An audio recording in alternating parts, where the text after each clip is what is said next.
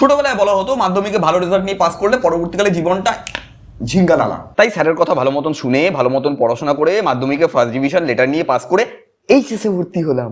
তারপর বলা হলো এইচএসটা ভালো মতন পাস করো, তাহলে গিয়ে একটা ভালো কলেজে চান্স পাবে, তারপর চাকরি পাবে, চাকরি পেয়ে নিয়ে লাইফটা একেবারে ঝিঙ্গালালা। তাই স্যারের কথা ভালো মতন শুনে স্যারের কথা মতো চলে এইচএসে ফার্স্ট ডিভিশনে পাস করলাম লেটার নিয়ে, আর ভর্তি হলাম একটা দারুণ কলেজে। সেখানেও স্যারের কথা মতন ভালো মতন চলে ভালো পড়াশোনা করে নিয়ে ভালো রেজাল্ট নিয়ে পাস করে এবার তো চাকরি পাবো। কি হলো? এমনি এমনি চাকরি? গ্রাজুয়েশন করেছিস বলে চাকরি রিলেটেড কোর্সটা করতে হবে না? ও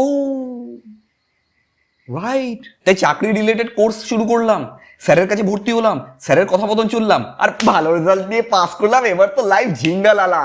ফেভে করে অনেক জায়গায় চাকরির জন্য দৌড়াদৌড়ি করে নিয়ে অবশেষে এসে পৌঁছলাম, চাকরিটা হয়েই গেল বোধহয়। স্যার চাকরিটা আমার তো। হ্যাঁ, ও কত টাকা মাইনে? রাত কত টাকা মাইনে? কত দিতে পারবি? চাকরিটা তো পেতে হবে নাকি? স্যার টাকা দিয়ে চাকরি? তারপর কিন্তু এবার আবার স্যারের চোখ রাঙানি। অথেন্টিক ভোটার কিনা সেটা আগে বোঝাও। Authentic voter? স্যার চাকরি নেই, খেতে পারবো না, মানুষ হিসেবে অস্তিত্ব থাকবে কিনা আবার ভোটার? যায় যাবে যাক প্রাণ, হীরকের রাজা ভগবান।